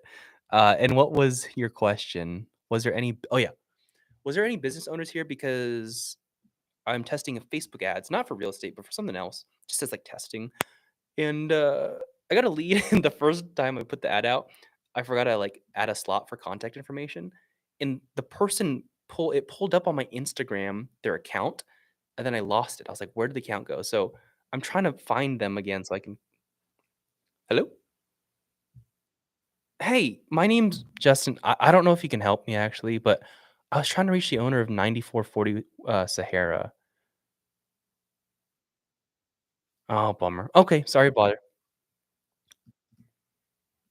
wrong number. But yeah, I was trying to like I essentially lost a lead, and I was just trying to figure out how I could find them again because it their account popped up on my Instagram, but now I can't find anywhere. I was looking at the Facebook ad manager, the Meta business manager. I mean, I guess I'll make time sometime during my breaks today or after 5. When am I stop cold going? Yeah, after like 4.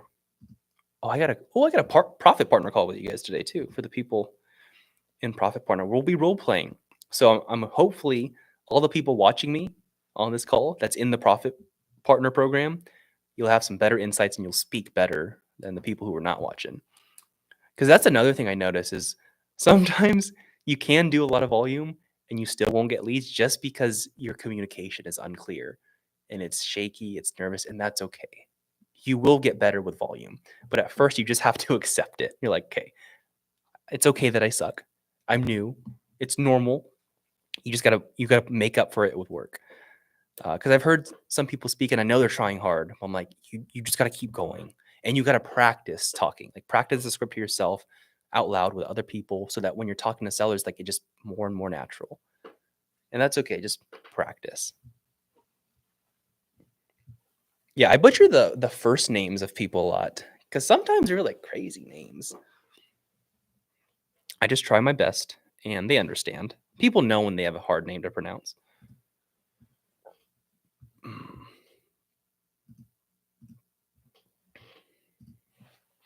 Yeah, but if you guys are wondering, like this is what the grind looks like. It's the boring work. And it's the work that everyone tries to avoid because they think there's an easy way. There are easier ways, but it takes more money. This is the boring work. This is the work that needs to be done. Like if you guys weren't on this call with me, I would literally just feel like I'm doing this alone. And that's what it feels like. That's what the boring work is. It's working when no one else is here. Being at work at 5 a.m. on a holiday, no one else in the office. That's the work that needs to be done.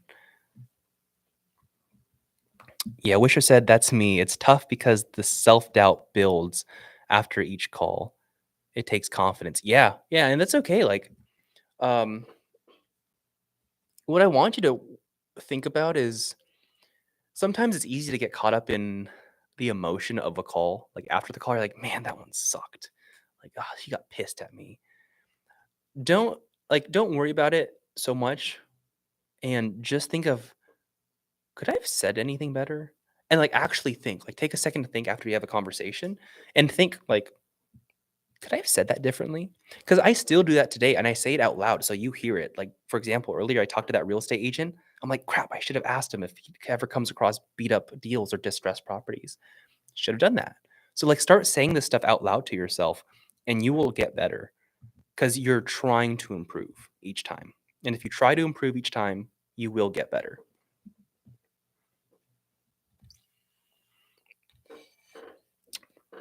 You guys eat Cliff Bars? They're pretty good. This is my favorite, the white chocolate macadamia. I was debating eating it during the call, but I'm like, I would get, of course, I know for sure I would get caught like after taking a big bite. So I'll just wait till I take my break, walk around the building a couple times, have a snack, get some sun.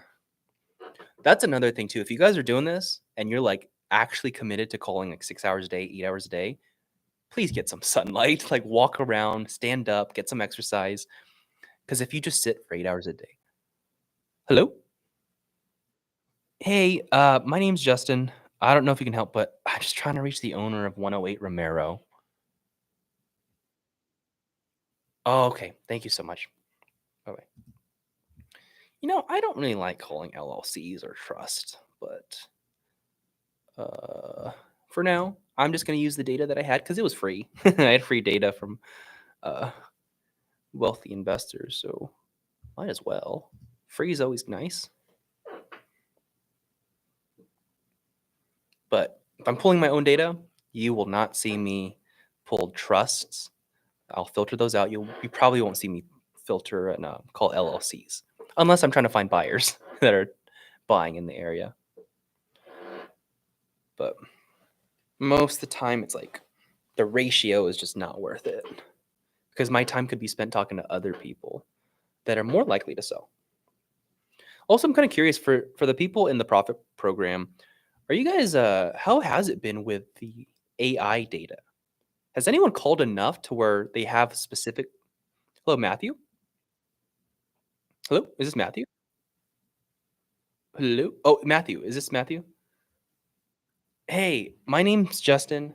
I don't know if you can help me, man, but I've been trying to reach the owner of 809 Adams.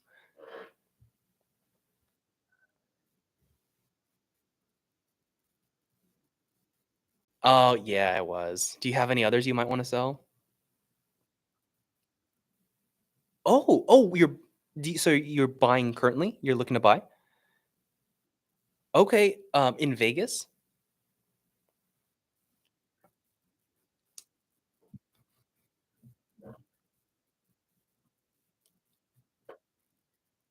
Yeah. Because sometimes, like, I'm looking to buy, but sometimes if I don't like the area or something, I'll hand it off to another friend or investor, so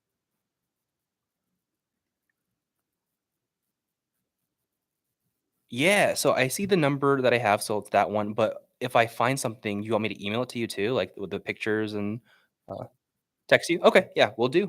Alright, thanks, man. Bye. Well, I found a buyer. That's cool. Like, I already have a bunch of buyer friends, but he might buy higher than my friends will. I didn't get too much into it about his like, what he's looking for, but I do need to add some buyers to my my CRM because I have 0 buyers listed in Vegas. I have friends that I know I can go to, but yeah, it's time to start building this buyer list. So let me add this guy. That's a win. There we go. What's this dude's name? Wait. Oh shit. What is your name? Matthew. Last name? I'm not gonna tell y'all. Matthew something. Matthew. Boom. He said text him if I got a deal. I'm like, cool. Hopefully he can buy, and this is his cell phone. Hopefully he can buy more than my friends can. He's a buyer. Your market. I'll just do that later. Yeah, you're an active contact, sir. That's your phone number, your mobile. I didn't get this. I should have got like what kind of buyer he is, but oh well. Buying market, Las Vegas. Cool. So now I can at least come to him.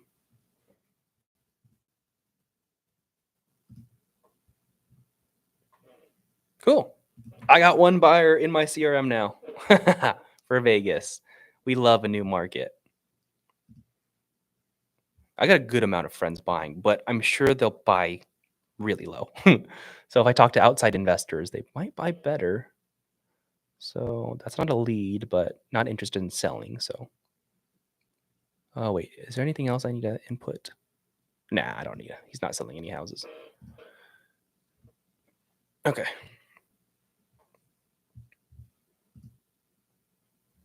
Cool. I mean, that's a win. I got one lead and one buyer. There we go. Whenever you're talking to someone, like just because you're talking to people, always think about what you can get out of them and how you can help them too. Like, for example, he's like, I'm not looking to sell, I'm a buyer. I was like, oh, like in my head, I'm like, I need buyers. Maybe we can work together down the road. So start thinking that way. Don't just, I know at the beginning, yeah, follow the script, understand how it feels, how it sounds like. But then once you get the hang of it, think about like, what else do I need? If I'm wholesaling, I need buyers. You're like, oh, if I talk to an agent, I might need an agent. Just see of like other ways that these people can help you and how you guys can do business together. And yeah, so you saw that interaction right there. Yeah, didn't want to sell his house, but he's buying, and it's a good chance he'll pay more than my friends will because I know my friends buy really cheap. So I have to lock it up really cheap.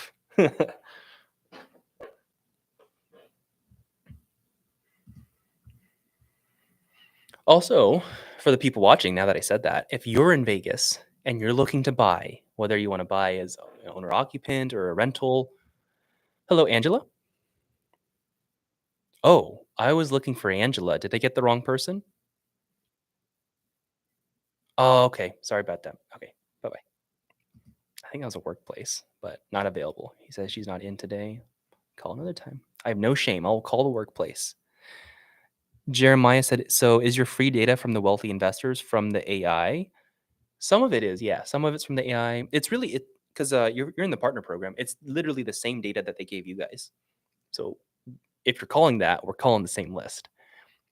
But I just know I'm gonna hit volume, and volume will win.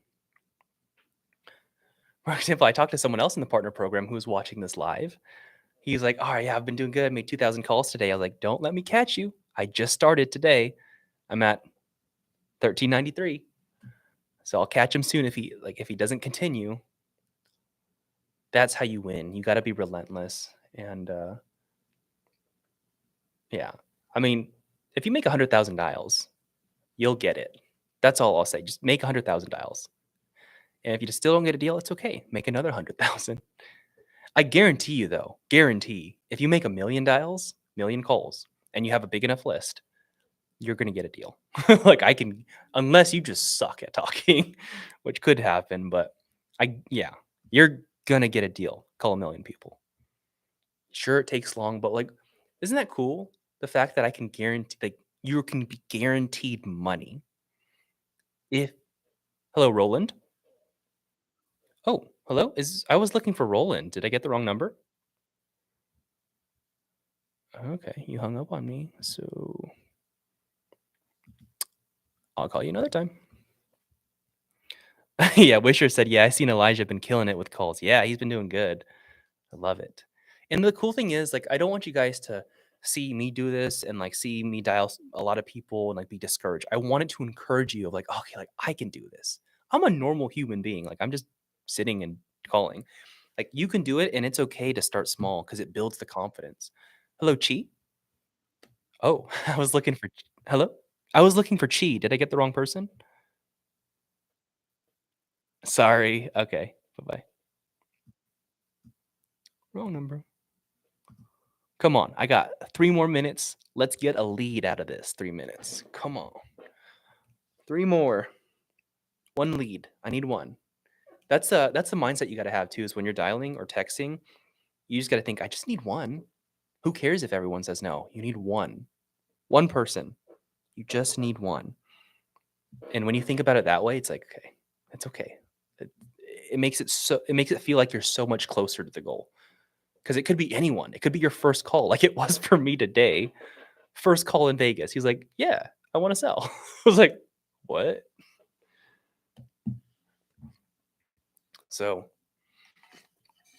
that was something my first mentor always told me when I was calling. I was like, "Man, this is hard." He's like, "You just need one, dude. Just get one. Don't think about anything else."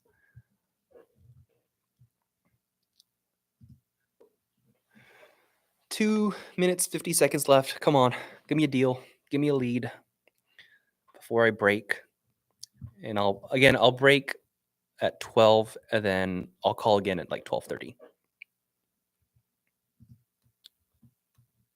How long have I called? So this is a 2-hour session. Oh, and then I called like an hour before. Wisher asked, if you don't mind sharing, what is your average ratio so far with amount of calls, phone calls, connects, leads? Yeah, let me share that. So for today, the first day I'm calling in Vegas, what did you ask for? Calls, connects, leads. So I've called 1,400 or 1,421 people, 1,421 people. I've connected to 100. So 100 out of that. And basically, the average calls to connect takes me about 12 and a half calls to connect one person. And I got one lead out of that and one buyer out of that. So two positive interactions from 1,400 dials. Yeah. Again, I'm calling a pretty broad list, but I think everything will just work out with volume. And I'm happy because I was a little bit nervous, to be honest, calling a new market. I was like, man, I hope the data is the same. I hope the numbers are just as good or better. And they're better. Like these are better ratios than my last market. Hello, Christos. My name's Justin. I don't know if you can help me, but I was just trying to reach the owner of 10221 Bentley Oaks. Oh, you're you're probably not interested in selling it. Darn. You have any others you might want to sell?